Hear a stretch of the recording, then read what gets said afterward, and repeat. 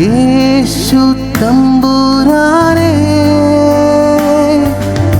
ആട്ടിൻകൂട്ടം തെറ്റിപ്പോയവൻ ഞാൻ, ഏകനായി ഭൂമിയിൽ.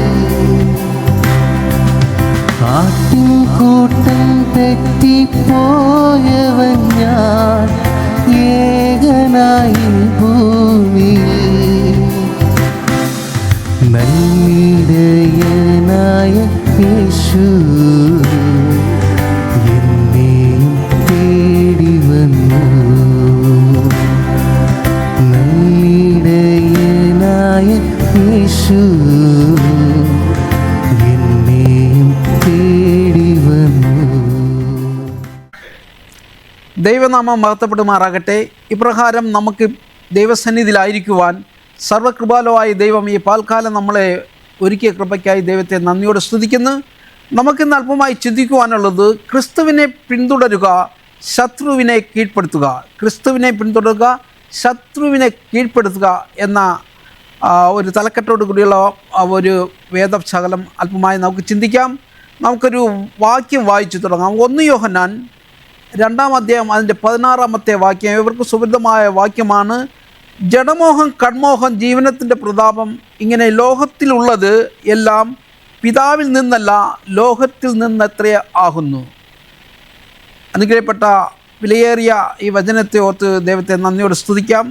അവിടെ വളരെ പ്രധാനപ്പെട്ട ഒരു ഭാഗമാണ് ജഡമോഹം, കൺമോഹം, ജീവനത്തിൻ്റെ പ്രതാപം. ഇതൊന്നും ദൈവത്തിൽ നിന്ന് വരുന്നതല്ല, ഇത് ലോകത്തിൽ നിന്ന് വരുന്നതാണ്. ഇതെല്ലാം ലോകമോഹങ്ങളാണെന്ന് വിശുദ്ധ വേദപുസ്തകം നമ്മളെ പഠിപ്പിക്കുന്നു. നമുക്കറിയാം, ഇന്ന് ലോകത്ത് ജീവിക്കുന്ന ഏതൊരു മനുഷ്യൻ്റെ ആഗ്രഹം സ്വന്തമായ ഒരു ഭവനം, അല്ലെങ്കിൽ സ്വന്തമായൊരു വാഹനം, സ്വന്തം ജോലി, ഇങ്ങനെയുള്ള കാര്യങ്ങളാണ്. ഇതൊക്കെ ആവശ്യം തന്നെയാണ്. എന്നാൽ അത്യാവശ്യത്തിന് പോയിട്ട് അനാവശ്യമായി ചില ചിന്തകൾ കൂടി ഇന്ന് ഓരോ മനുഷ്യരുടെ ഹൃദയങ്ങളിലേക്ക് കടന്നു വരുന്നുണ്ട്. നമുക്ക് കൂടുതലായി സ്വരൂപിക്കാം, അല്ലെങ്കിൽ മറ്റവനെ പോലെയോ അവന് മുകളിലോട്ടോ കൂടുതലാക്കി സമ്പാദിക്കാം, ഇങ്ങനെയുള്ള ചിന്തകളൊക്കെ വരുന്നു. ഈ ചിന്തകളൊക്കെയും ഒരു പക്ഷേ അത് ദൈവികമായ ചിന്തകളല്ല, ഈ ലോകത്തിൻ്റെ ചിന്തയാണെന്ന് വിശുദ്ധ വേദപുസ്തകം നമ്മളെ ഓർമ്മിപ്പിച്ചു കൊണ്ടിരിക്കുന്നു. എന്നാൽ അധികമായി ചിന്തിക്കുന്നത് അല്ലെങ്കിൽ സമ്പാദിക്കുന്നത് ഒക്കെയും നമ്മുടെ സമശിഷ്ടങ്ങളോട് കൂടി സഹായിക്കുകയാണെങ്കിൽ അതെല്ലാം ഒരു പക്ഷേ നല്ലതിനായിരിക്കും. പക്ഷെ ആരും തന്നെ അത് ചെയ്യുന്നില്ല.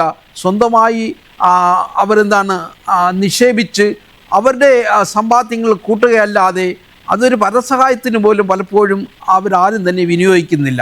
അത് നമുക്ക് ചോദ്യം ചെയ്യാനും പറ്റില്ല. എങ്കിലും ദൈവത്തിൻ്റെ വചനം പറയുന്ന അമിതമായ മോഹങ്ങൾ നമുക്ക് പാടില്ല. അതുകൊണ്ട് ഒരു വാക്യം ഇവിടെ ഇപ്രകാരം പറയുന്നു. മത്തായിയുടെ സുവിശേഷം 6-ാം അധ്യായം അതിൻ്റെ 19-ാമത്തെ വാക്യം ഇങ്ങനെയാണ് പറയുന്നത്. പുഴുവും തുറുമ്പും കെടുക്കുകയും കള്ളന്മാർ തുരന്നു മോഷ്ടിക്കുകയും ചെയ്യുന്ന ഈ ഭൂമിയിൽ നിങ്ങൾ നിക്ഷേപം സ്വരൂപിക്കരുത്. അതായത് അത് അമിതമായുള്ള നിക്ഷേപങ്ങളൊക്കെ എന്ത് ചെയ്യുന്നു, അത് തുരുമ്പെടുക്കുകയും പുഴുവൊക്കെയും എടുത്തുകൊണ്ട് പോകുന്നത് കൊണ്ട് ആ നിക്ഷേപം ഈ ലോകത്ത് പാടില്ലെന്നാണ് വിശുദ്ധ വേദപുസ്തകം പറയുന്നത്. അതിൻ്റെ മത്തായിയുടെ സുവിശേഷം 6-19 വീണ്ടും പറയുന്നു, സ്വർഗത്തിൽ നിക്ഷേപം സ്വരൂപിച്ചുകൊള്ളുവിൻ. അതായത് നിങ്ങളുടെ നിക്ഷേപം സ്വർഗത്തിലായിരിക്കണം. കാരണം നമുക്കൊരു പ്രത്യാശയുണ്ട്. നമ്മൾ ഇനി ഒരു പ്രിയമ്പത്തെ ദേശത്തേക്ക് കൈപ്പണിയല്ലാത്തൊരു നിത്യഭവനം അവിടെ എന്താണ് നമുക്ക് വേണ്ടി പണിതുകൊണ്ടിരിക്കുകയാണ്. അവിടെയാണ് നമ്മുടെ നിക്ഷേപം ഉണ്ടാകേണ്ടത്. ഈ ലോകത്ത് ജീവിക്കുമ്പോൾ നമുക്ക് ഇപ്രകാരമുള്ള ചിന്തകളൊക്കെ വരാം. കൂടുതൽ സമ്പാദിക്കുക, ധനം ഉണ്ടാക്കുകയും ചെയ്യുന്നു. ഇതെല്ലാം നമ്മളെ ശത്രുവിൻ്റെ ഒരു പരീക്ഷണമാണ്. നമ്മൾ ഹെഡിങ്ങിൽ വായിച്ച് ശത്രുവിനെ എന്ത് ചെയ്യണം, നമ്മൾ കീഴ്പ്പെടുത്തണം. ആരാണ് നമ്മുടെ ശത്രു? സാത്താനാകുന്ന ശത്രു നമ്മളെ എപ്രകാരമുള്ള ചിന്തയിൽ കൂടി കൊണ്ടുപോകുന്നു. ആ സാത്താൻ ഒരിക്കൽ കർത്താവായ യേശു ക്രിസ്തുവിനെ പോലും ഇപ്രകാരമുള്ള പരീക്ഷണങ്ങളൊക്കെയും അകപ്പെടുത്തുവാൻ ശ്രമിച്ചിട്ടുണ്ട്. മത്തായിയുടെ സുവിശേഷം 4-ാം അധ്യായം അതിൻ്റെ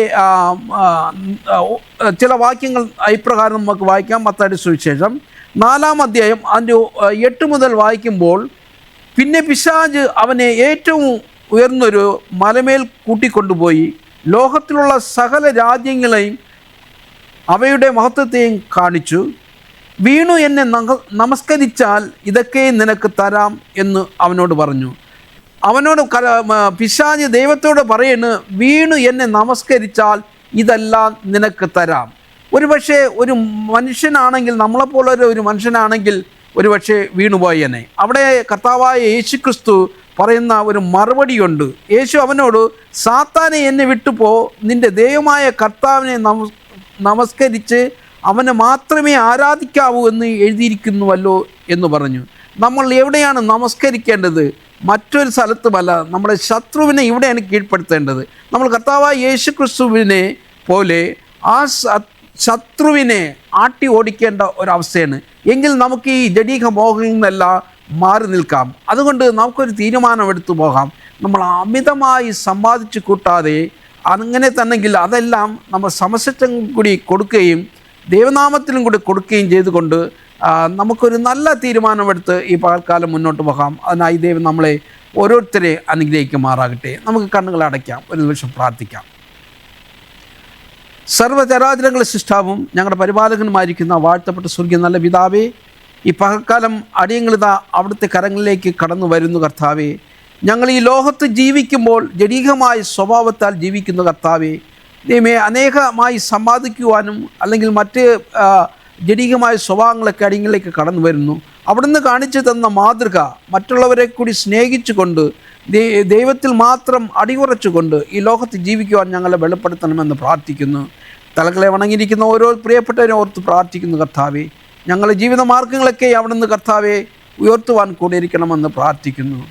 അങ്ങനെ ഞങ്ങൾ ഈ പ്രാർത്ഥന കേട്ടുകൊണ്ടിരിക്കുന്ന ഏവരെയും കരങ്ങളേൽപ്പിച്ച് പ്രാർത്ഥിക്കുമ്പോൾ ഞങ്ങളെ യാചന കൈക്കൊള്ളണമെന്ന്, ഞങ്ങൾക്ക് ആ ജീവൻ വെച്ചവർ യേശു ക്രിസ്തുവിൽ കൂടി യാചിക്കുമ്പോൾ കൃപയോട് പ്രാർത്ഥന കേൾക്കണം സ്വർഗീയ നല്ല പിതാവേ. ആമേൻ.